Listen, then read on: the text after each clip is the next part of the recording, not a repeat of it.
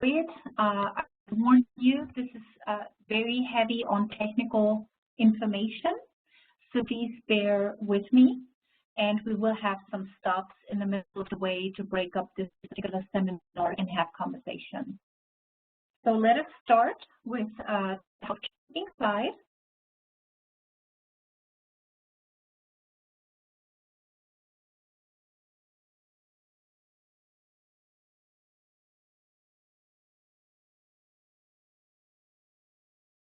Okay, reintroducing myself.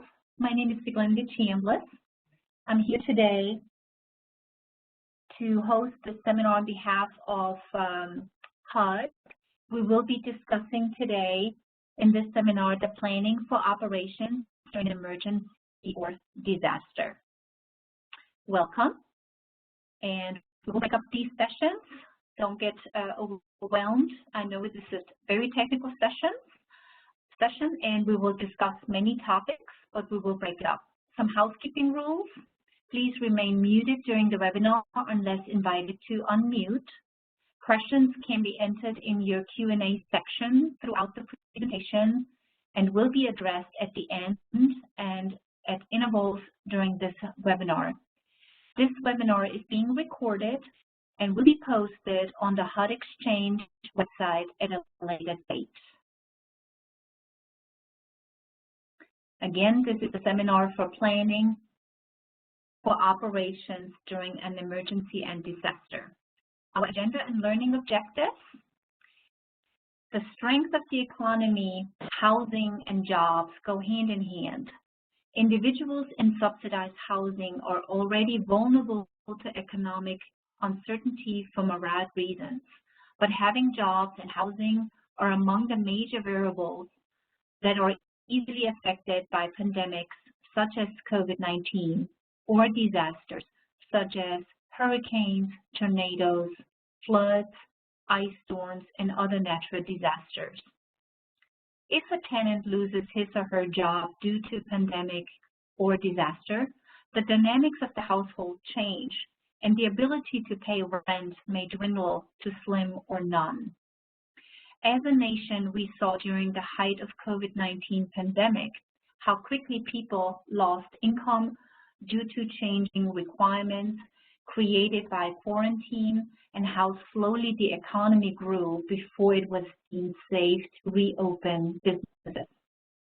The whole economy was affected by at least a year of closures, downsizing, financial worry, and with the surge of the new Delta variant, may continue to feel the effects of quarantine every day. Today's training is presented by HUD for public housing authorities and is focused on planning for operations during disaster and emergencies. The learning objectives include the following: preparing for emergencies and disasters by interagency coordination, communication with HCV and LIPH participants, and assessing impacts. Continued operations and administration plans, identifying potential barriers, building flexibility into processes, alternatives to routine activities, waiver processes and types of waivers, annual Federal Register notice on disaster relief. And so therefore, next slide. We will have a little poll before we start our presentation and go deeper. We're having short polls, about a minute and a half. Please participate, as it gives us great insight to your current situation. The polls are simple yes, no, and there are only 4 basic questions that we are asking our participants to bubble in yes or no. The first question is, has your PHA been impacted by a disaster? Have you hired additional staff to maintain workloads during the pandemic or disaster? Have you had an increase in overtime to keep up with the demand? Have you noticed a slowdown of interim changes due to income changes? Again, the poll is open for 1.5 minutes. Simple yes, no. please, I invite you to participate, and we will share the answers after the poll. We have about another 45 seconds before the poll closes.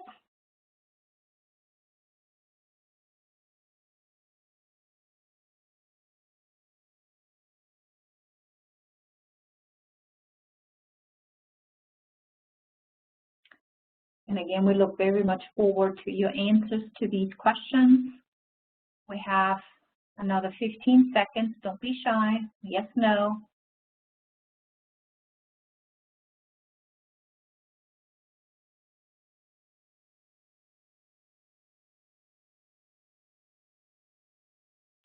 And the poll is about to close. Give us a few seconds, about 30 seconds, to compile the answers to the poll.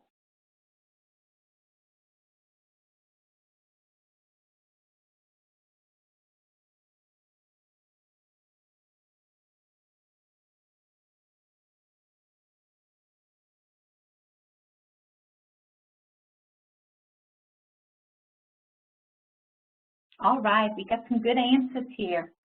First question, 1/3 said yes, they have been impacted by disaster. So great, I'm looking forward to our discussion from your group. And we had about 1/3 not participating. On the second one, have you hired additional staff? A little bit, and many did not have to hire staff, half of you. So thank you. And increase in overtime, yes, about a 1/3 and about 1/3 no, so thank you. It's good insight. And if we have many interim changes due to income change, about a 1/3 yes and a little less than a 1/3 no. So that's good news. It's a mixed bag answer. We appreciate your participation in your poll. We can go on to the next slide and go into our materials, preparing for emergencies and disaster. And you'll see once the PowerPoint is actually posted, when you see this particular link, you can actually go right, it's a hyperlink, it's a live link, go into the PHA Disaster Readiness and Preparation Guide. Next slide, please. And this particular PHA guide, which will be updated fairly soon, will actually address two areas: the pre-disaster preparedness area, which includes information related to coordination, resource and guidance development, partnership development, readiness and staffing and training. And then there is a designated post-disaster recovery section that covers activation and deployment, assessment, recovery support strategy, coordination and technical assistance, communication and information sharing, and then transition and normalization. So again, this guide will be updated fairly soon, but this guide is still active today. It's on the HUD website. The link, once the PowerPoint is shared, is hyperlinked. You can click on it and it will lead you right to it, so you can use this very effective guide for readiness and preparation. Next slide, please. We're going to discuss preparing for emergencies and disasters. And here in interagency coordination, we know from disaster experience how important it is to coordinate services with other agencies and jurisdictions in your area. HUD and FEMA have already compiled a plethora of materials that can assist your agency with the upfront preparation necessary to prepare staff and tenants for the unforeseen events. The main objective is to get the right resources where they need to go and fast. Ensure you know your disaster coordinator is in your city or jurisdiction, and work with your local nonprofits such as the American Red Cross, Goodwill, Catholic Charities, and Habitat for Humanity, all of which are great organizations with which to coordinate during disasters and which already have great experience in coordinating efforts. Next slide, please. Do not forget to coordinate between your staff and federal agencies to avoid duplication of efforts, and so that resources will be strategically sourced as needed. Visit FEMA published guidance on disaster sequence of events to gain a better understanding of coordination opportunities. Again, there is a hyperlink. Once you receive these slides, you will be having this active link and be able to visit this particular training session with FEMA. Visit FEMA published guidance on how communities and states deal with emergencies and disaster. The guide provides a full perspective on local and state response, recovery, and mitigation activities, and what agencies will provide during a disaster. Again, there is a live hyperlink that you will be able to access when you have these slides available. You don't have to write that link down. Next slide, please. Communication with HCV and LIPH participants is critical to communicate with all tenants from public housing and Housing Choice Voucher Program on what to do for housing options. Public housing tenants may be eligible for vouchers to seek alternative housing options when public housing is destroyed, as we saw in New Orleans during Katrina. Housing Choice Voucher participants may have support and will seek support options if the housing is no longer habitable. Make sure that you are familiar with the final 2015 rule on portability, public housing and Section 8 programs, Housing Choice Voucher programs streamlining the portability process. And I'm just learning we're actually making the links available in the chat. So if you want to copy it out because you need it right away, you have an opportunity to do that. And here again is another live hyperlink. And this particular guidance from HUD on the streamlining on the portability process, which made important changes to streamline the porting process. Please familiarize yourself with that if you haven't yet. And during a disaster, HUD may have additional reporting requirements or other temporary requirements that must be adhered to. So there is 3 additional guidances and links provided for you. And visit the 2017 guidance on porting from presidentially declared major disaster declaration areas for additional information, and also the HCV program guidebook for all regulatory program requirements and important references. And I know it's a lot of material, but creating an inventory and a checklist to have these links available for you and for your staff as needed is maybe a good idea to just take that and then over time read the materials and prepare yourself. Next slide, please. Preparing, again, for disaster and emergencies, go into assessing impacts. You will need to assess damage and cost associated with disasters and emergencies, as well as impacts on operations and staff. Some of staff may be affected as well, depending on where they live. You will need to make grant application to FEMA or state agency once the disaster has been declared. You should explore all other funding options with the following: CDBG-DR, which is the disaster recovery funding, CDBG mitigation funding, local city, county, and state governments, nonprofit organizations, foundations. Important is that you maintain pictures and documents and receipts for your claims and file the reports. And make sure you follow the proper procurement processes and have invoices and payments so your claims will not be denied. In short, the first means of reimbursement is filing with PHA insurance.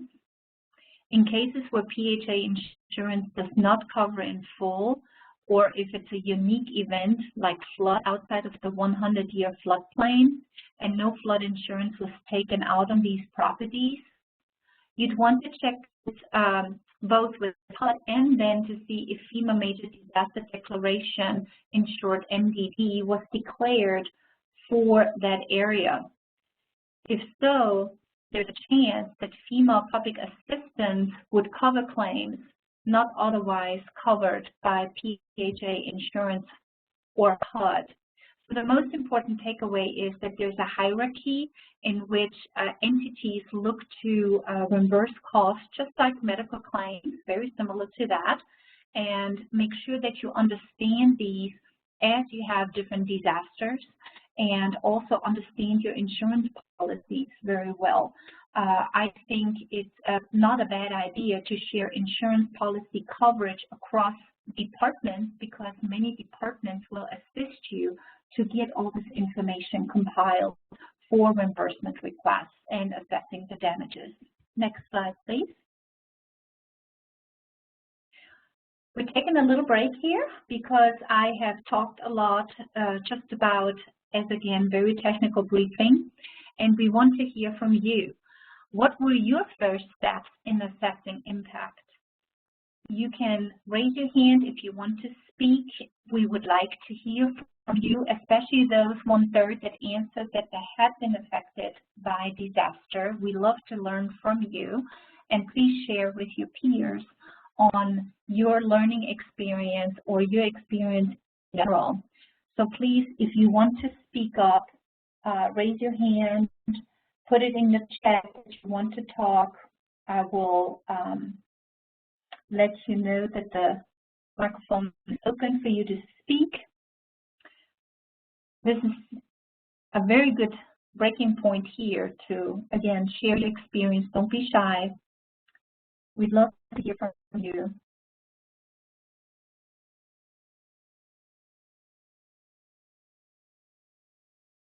Anybody?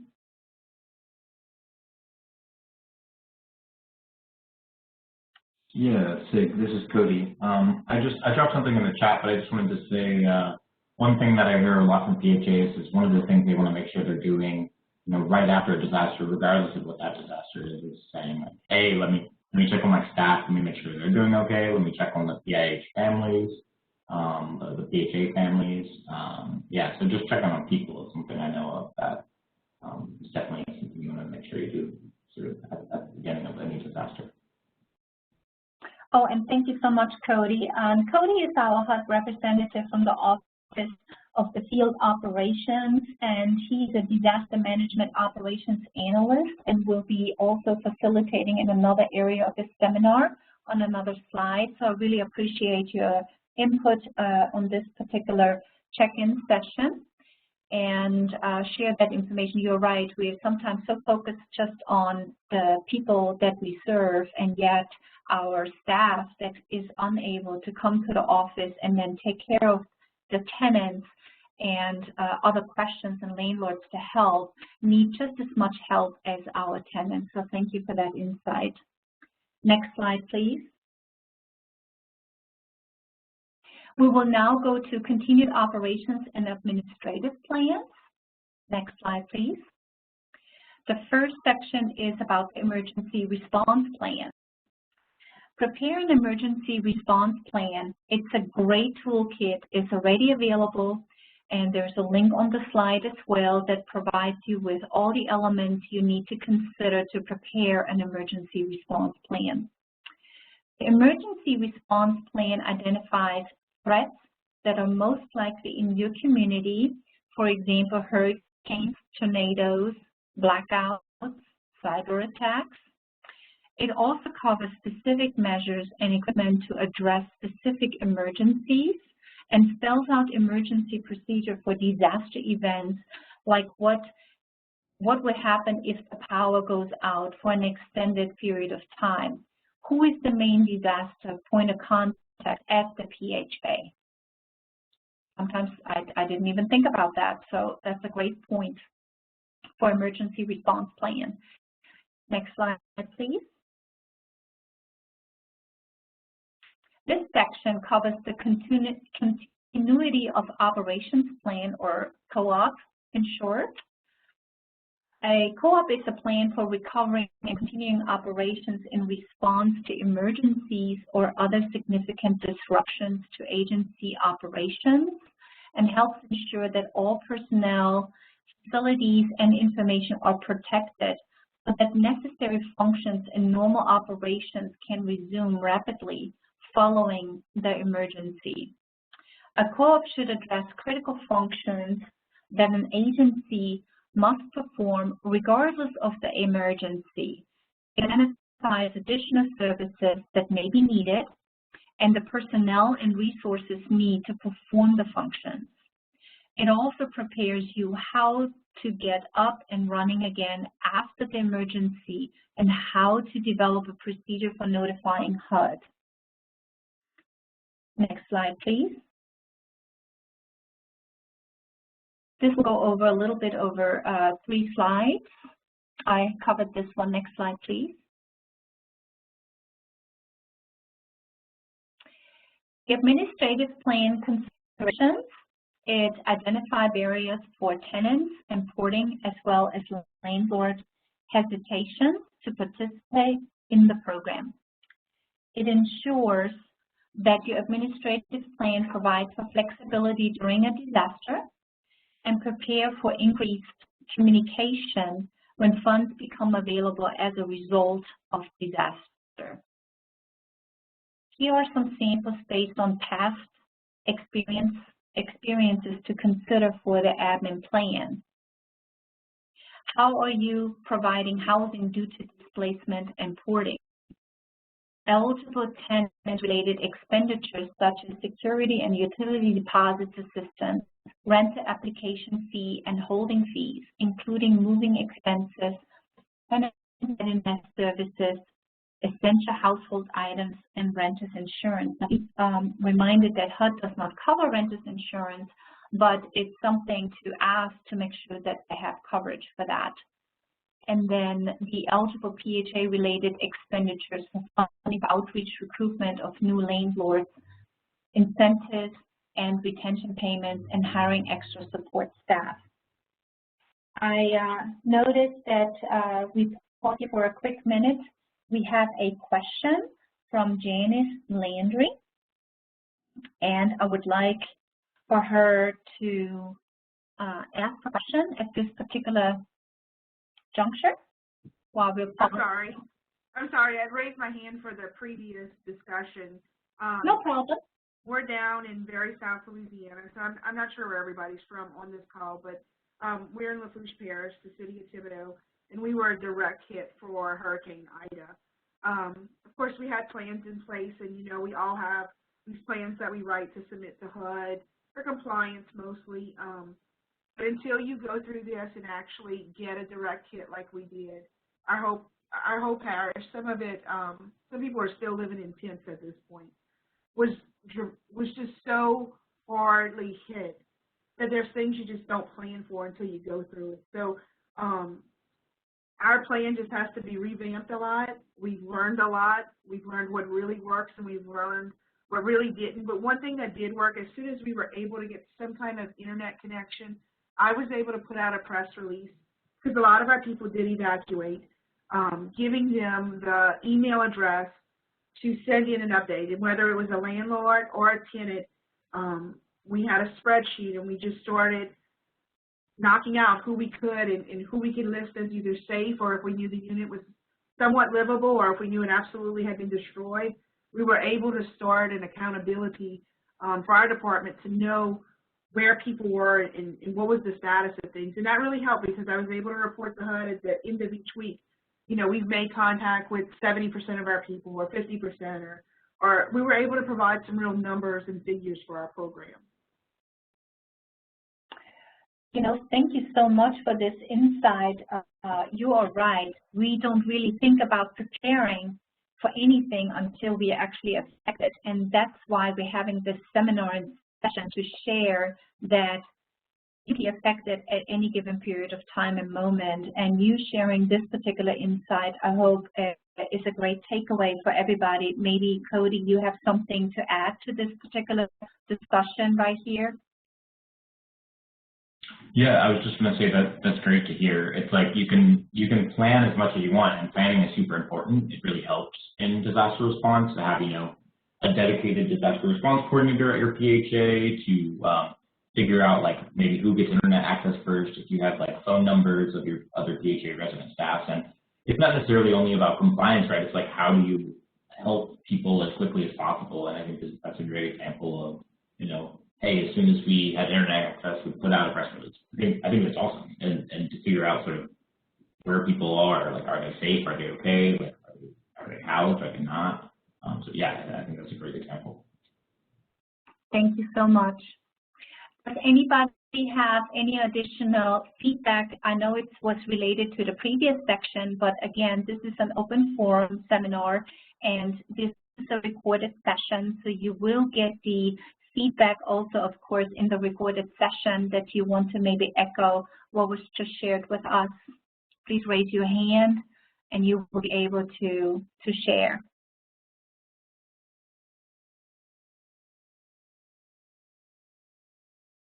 If not, we can move on to the next slide, please.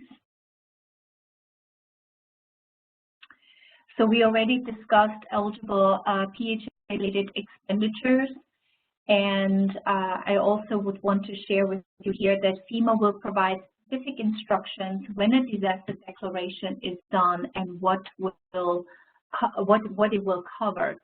So the example that I'm giving is not Ida, but the recent one from the Texas winter storm, because I don't think that anybody believes that there will be a winter storm in Texas in March 2021. The items provided there to FEMA were renting temporary housing when the assisted unit is uninhabitable, storm-related medical and dental expenditures, moving and storage fees, replacement or repair of personal property, including vehicles, storm-related funeral and burial expenses, and other serious disaster needs. And note that HUD does not pay for those as HUD issues its own guidance. So this was really related to how FEMA responded to this particular disaster in Texas just recently in March 2021. Next slide, please. How do we create flexibilities in processes?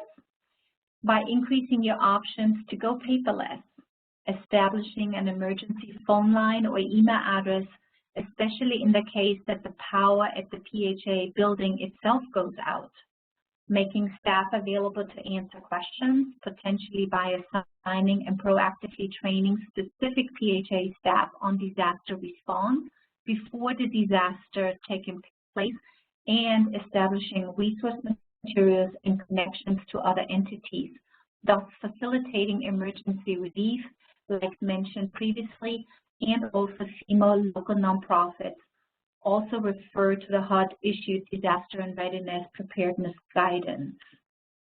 Next slide, please.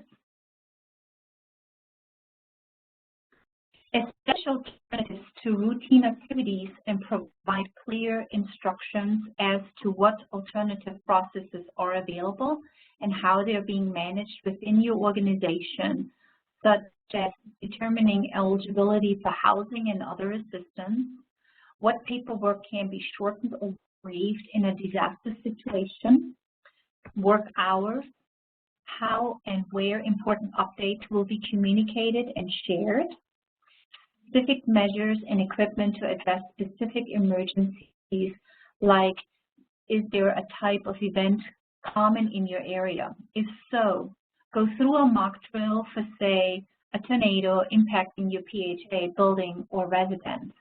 So we see fire teams all the time, the fire department doing mock drills and show what to do. It's essentially the same thing. It's helping, or schools that drill the children how to safely exit the building. So think of that. The more we practice and become familiar in those situations, the better prepared we will be for certain activities. Next slide, please. We will pause here, do another quick check-in. And what we want to hear from you is, how has your agency prepared for continued operations in the event of emergency. Again, this seminar is an open forum. We love to hear from you and share thoughts, real issues that you may have experienced that you can share with your peers. The line is open. Raise your hand so you can actually share with us in an open dialogue session.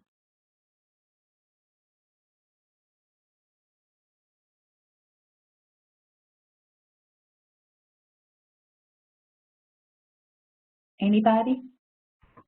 Not yet? We can pause anytime if you're ready. Just let us know and I will pause and catch up with you.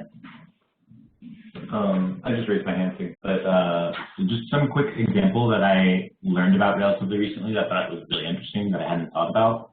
There was a PHA that was pretty severely impacted in Tennessee from some flooding that happened back in August. And one thing that they did, they had sort of established this naturally, it sort of happened organically because the executive director was the executive director for not only that PHA that was impacted, but also the neighboring PHA. And so they just had a partnership where they communicated pretty regularly, and the PHA ended up helping, the PHA and the neighboring county ended up helping to rehouse a lot of people who were displaced from that specific PHA. So they had sort of a partnership with the local PHA, which I hadn't heard about. I thought was interesting. That is great. Yes, I see that. And, you know, sometimes we call them even formulating consortiums and or just little own co-op. I know it's interesting, the abbreviation COOP for other co-ops where just groups come together and they know they can share the resources together. And it reminds me of that concept with the farming and sharing vegetables, but that's what that is, being able to know where your resources are and having these relationships with the neighboring communities is just so important. So thank you for sharing that insight, Cody. Going on to the next slide, please. We are going into waiver processes and types of waivers. The first waiver that we're going to discuss here is the review of the regulatory waivers, the PIH notice 2018-16, yet still relevant. So provides guidance on how to submit requests for regulatory waivers for PHA in presidentially declared major disaster declaration, and in short, MDD. The MDD ensures that the specific locality, county, parish is included in the MDD. The MDDs are for specified areas, generally not a whole state. They also sometimes include both individual assistance and public assistance, or one and not the other. PHAs would apply on the FEMA, PA, and individuals would apply on the FEMA IA. So the individual assistance or the public assistance.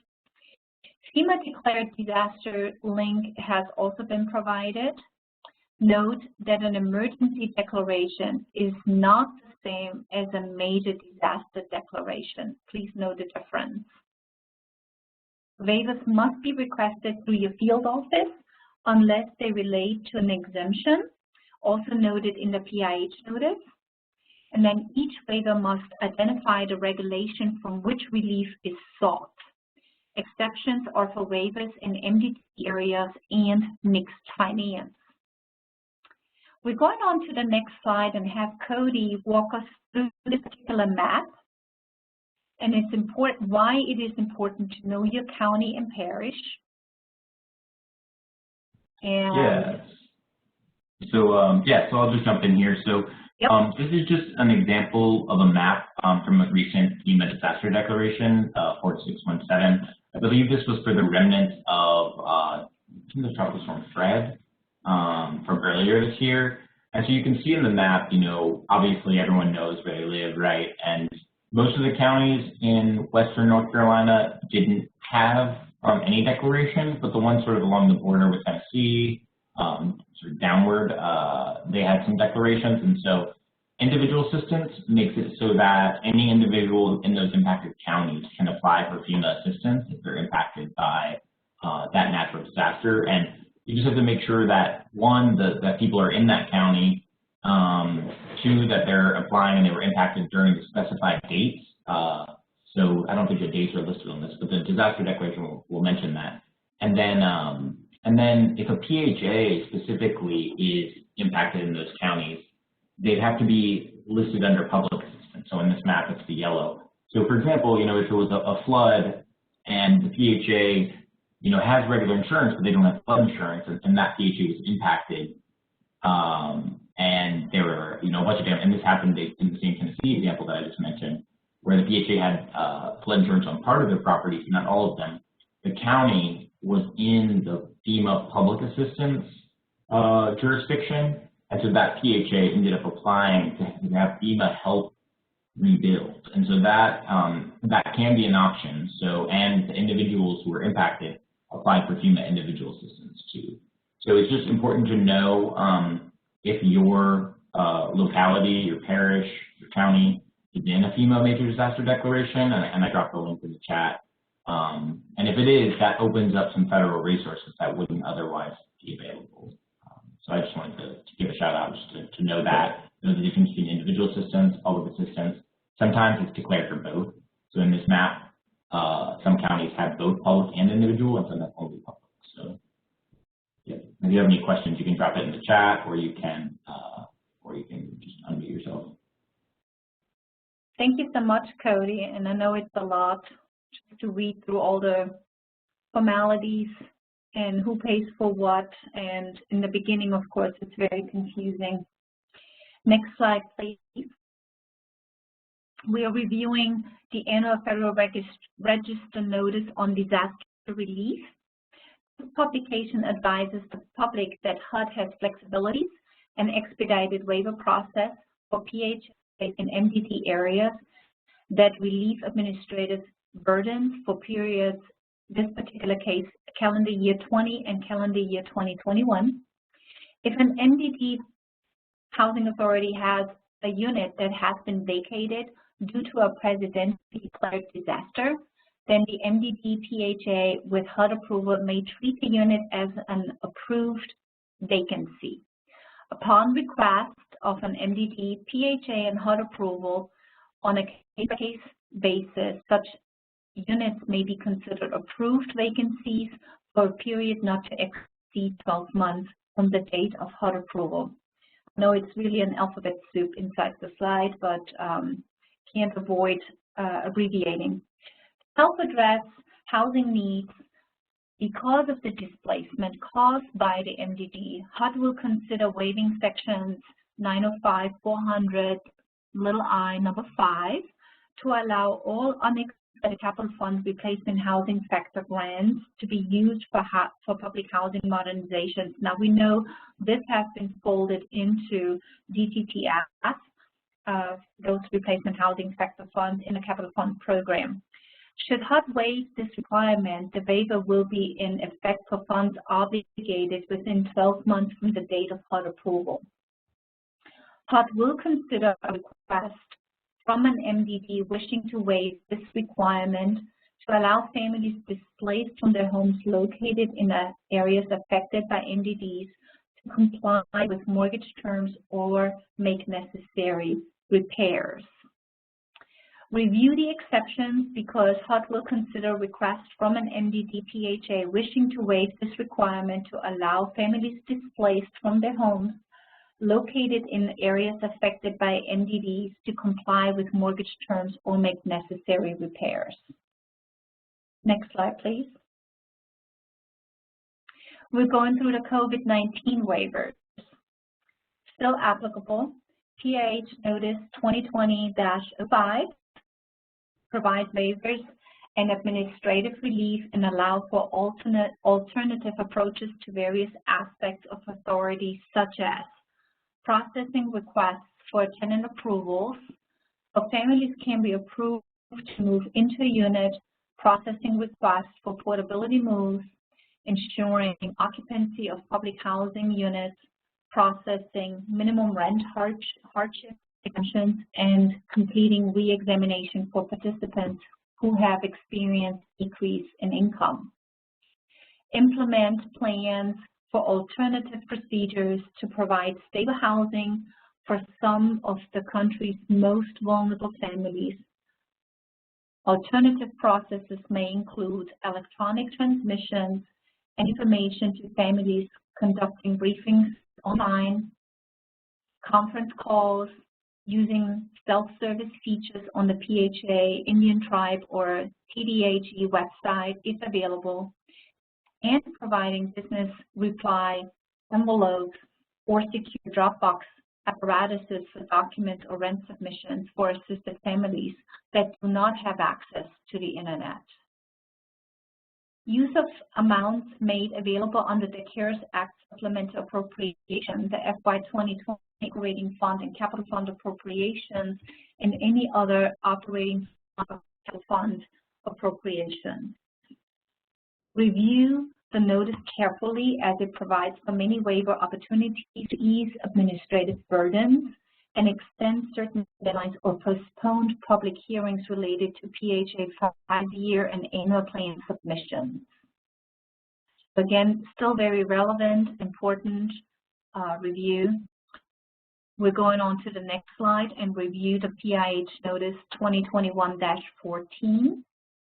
It provides for COVID-19 statutory and regulatory waivers and alternative requirements for public housing and housing choice voucher programs, such as waives the third-party income verification requirements for public housing and HCV, waives eligibility determination requirements from 30 days to 90 days for admissions to be eligible for continued assistance, waives requirements so that a PHA may allow a family to initially lease an under-occupied PBB or RAD unit, suspends the requirement for community supportive service and self-sufficiency activities for public housing tenants to contribute 8 hours per month of community service or participation in an economic self-sufficiency program, extends the scores on the records for FOSS and CMAP to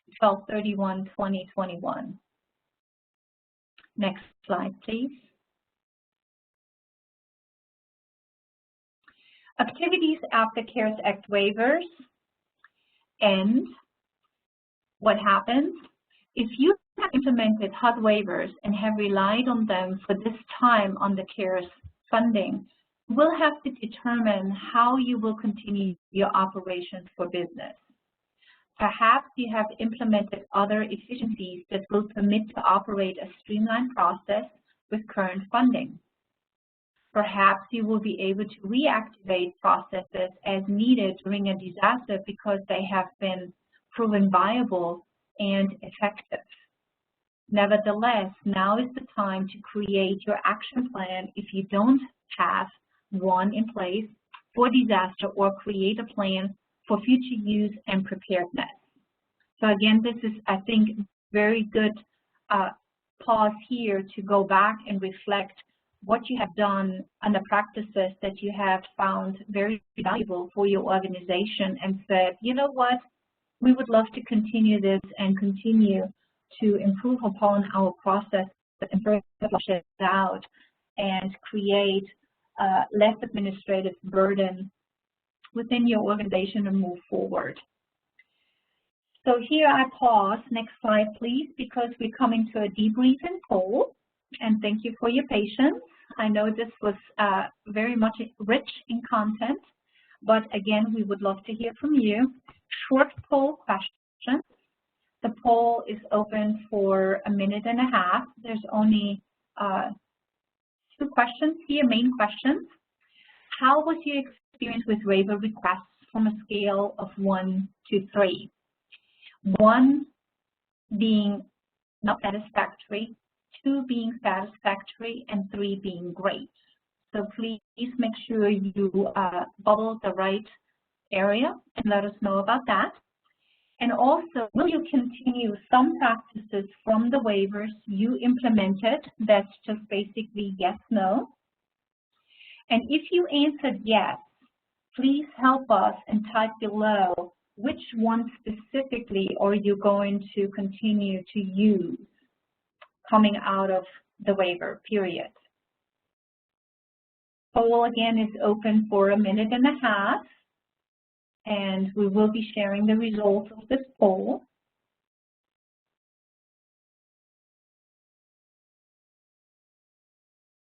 And we appreciate your participation in poll taking, and share with your peers this valuable information. We have about 15 seconds to go before we close the poll.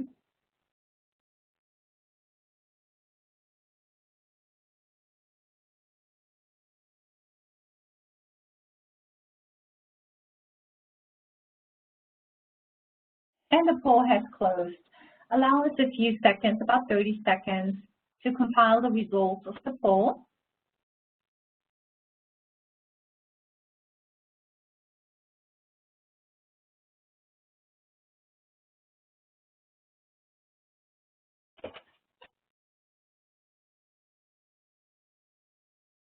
All right, we have the answers. So good to know that many of you are satisfied with the experiences that they had with the waivers, and a small group was very satisfied. Will you continue some of those? We see close to about 20% said yes, and about 8% said no. I can't read the responses. If so, I don't think there were any. If yes, please indicate which one you're going to continue, but perhaps we can open up here and have a little chat and raise your hand and share with us potentially what that would be. Again, this is your opportunity to speak with your peers and share your experience if you wish. No pressure. Just a little cozy group on the seminar. Okay, moving on. We are coming to our end. We are providing, next slide please. We are providing all the resource materials for you in a series of 2 to 3 slides that we have discussed today that were part of this material. As you can see, they're all listed out, and in the chat you already have received some of those links. But again, when those materials are printed and they're available on the HUD website, on the HUD Exchange, these are all hyperlinked. You will be able to pull that information directly from the slides and then have it in your own arsenal for resources. Next slide. More resource materials, the guidebook, Streamline on the porting process, the HUD 2017 guidance on porting for presidentially declared major disaster declaration areas. Next slide, please.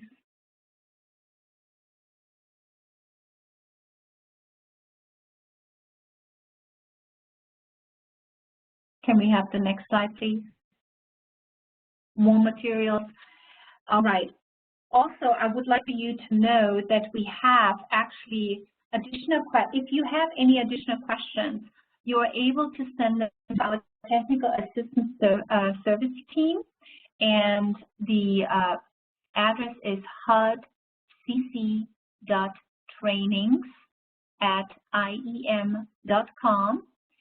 You put in your subject line PHA COVID-19 post-training follow-up question, and then include in the body of the email the requester name, the requester PHA, the training topic, including which training you attended that you wish to seek or have additional questions to seek an answer, the specific issue and a question, and also your email address and phone number. So note this is available to you. You can obtain additional information. And that really was it. We thank everybody for their attendance today. I know you have a lot of work to do, and taking time out to participate in this seminar and briefing to obtain important information is equally important. So again, we appreciate your attendance for this seminar today, and I wish you have a good rest of the afternoon. Have a great day. Bye-bye.